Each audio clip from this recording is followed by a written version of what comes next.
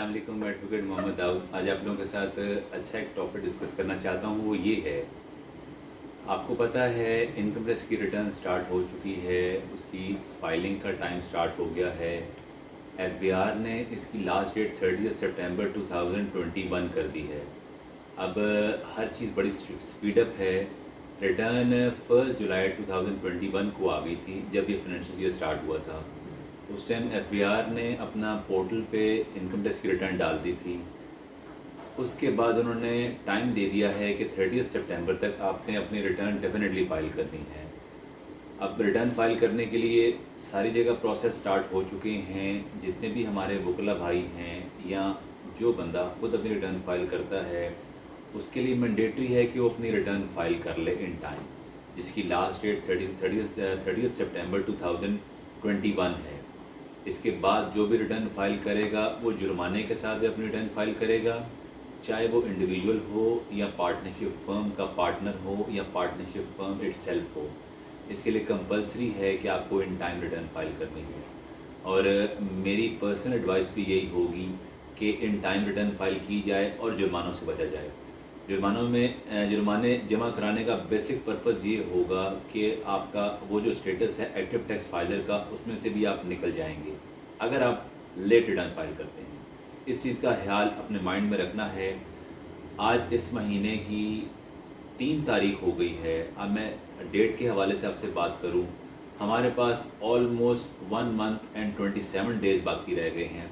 हम लोगों ने अपनी रिटर्न का फाइल करनी है, तभी हमें एक्टिव फाइलर का status on the spot avail हो जाएगा।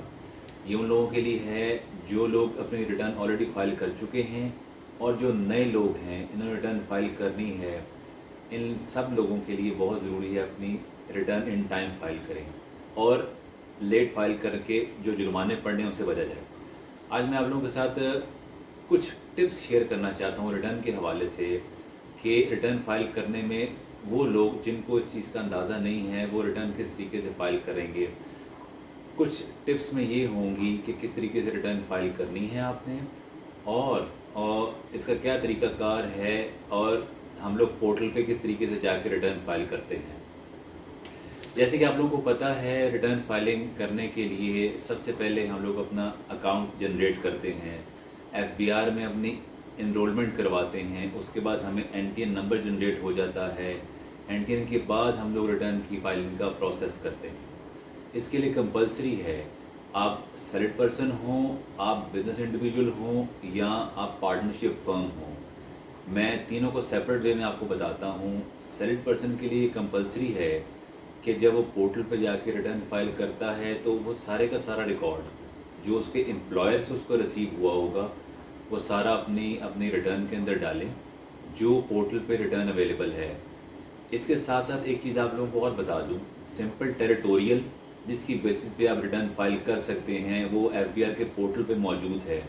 अगर जो भाई बहुत इजीली अंडरस्टैंड कर सकता है उस टेरिटोरियल को, तो इसको कोई ज़रूरत नहीं है किसी चार्टर्ड अकाउंटेंट की, किसी एडवोकेट की।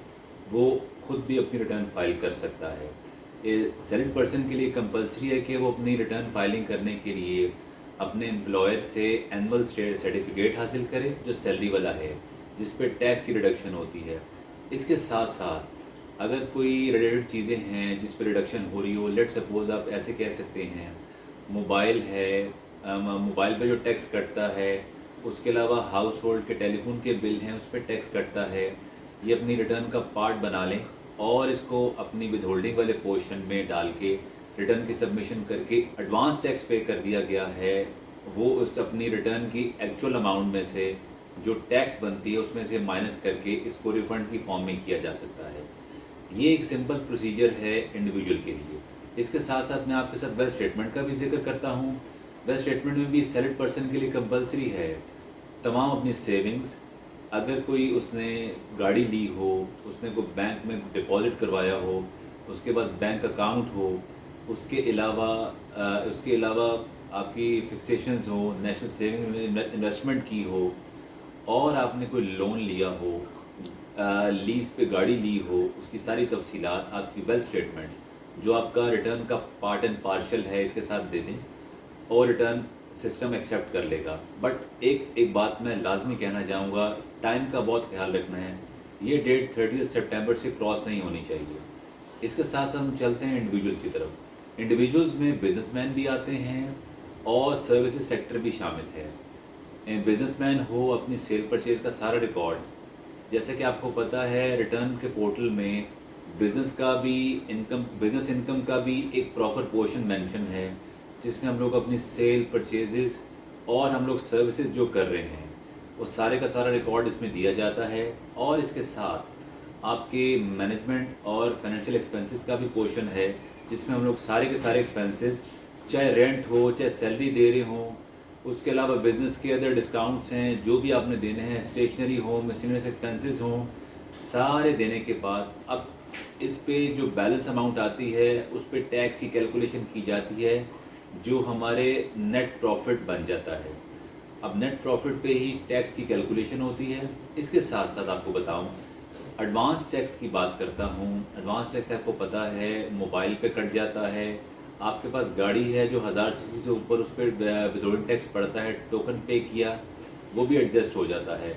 इनकम टैक्स की रिटर्न में एडजस्टेबल का एक पोर्शन मौजूद है, जिसमें हम लोग सारी की सारी चीज़ें देते हैं।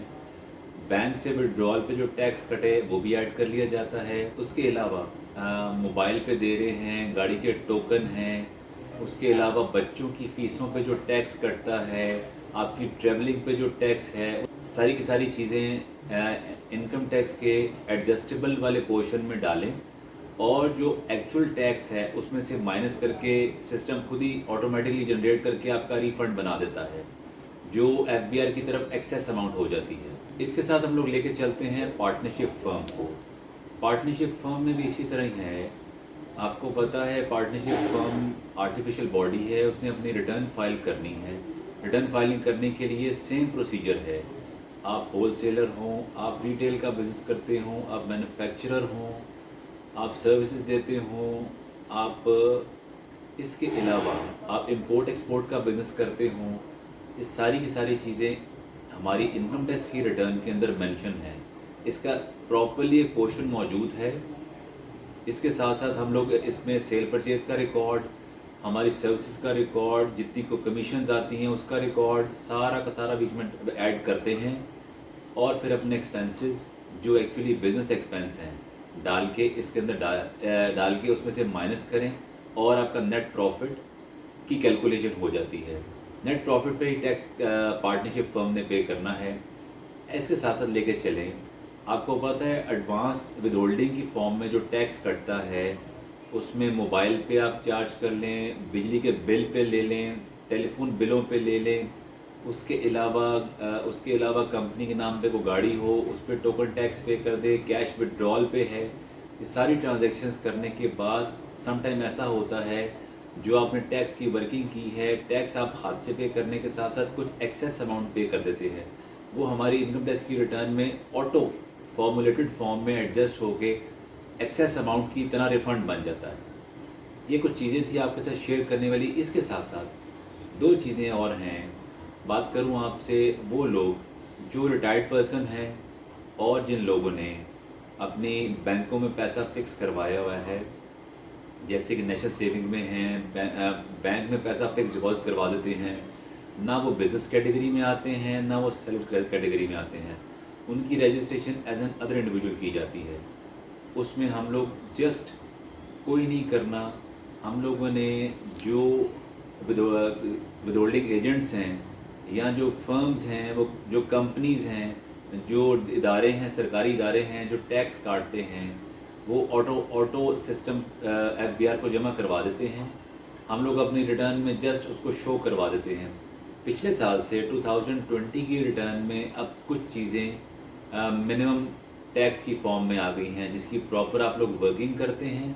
वर्किंग करने के बाद उसकी जितनी मिनिमम बैलेंस होगा उस पर टैक्स दे के, बाकी अगर एडजस्टेबल है तो हम लोग उसको रिफ़ंड बना लेते हैं। इसके साथ साथ एक चीज़ आपके साथ शेयर करूँ, वो ये, जितने बिज़नेस कैटेगरी के हों और अदर इंडिविजुअल्स हों, इन सब लोगों ने अपनी वेल्थ स्टेटमेंट डेफिनेटली फाइल करनी है। उसमें एसेट्स की डिटेल है, कोई शॉप हो, घर हो, उसके अलावा बिज़नेस में कोई इन्वेस्टमेंट की हो, बिज़नेस कैपिटल हो, इसके अलावा आपने कोई बैंक से लोन लिया हो, इसकी सारी की सारी डिटेल्स आप अपनी वेल्थ स्टेटमेंट का पार्ट बनाते हैं, देन सिस्टम इसको एक्सेप्ट करता है। हमारे इनकम टैक्स के रिटर्न के पोर्टल जो 2021 की रिटर्न है, उसमें और इसी तरह पुरानी रिटर्न्स में सारी चीज़ें मेंशन करके, जैसे कि मैंने आपको पहले बताया था, टेरिटोरियल मौजूद है। अगर आप खुद करना चाहते हैं तो आप ज़रूर करें, अदरवाइज़ हम लोग बैठे हैं आप लोगों की सर्विसेज करने के लिए। हमारा नंबर ऑलरेडी नीचे मौजूद है, अगर आप चाहते हैं तो आप अपने तमाम सर्विसेज हम लोगों से ले सकते हैं। शुक्रिया।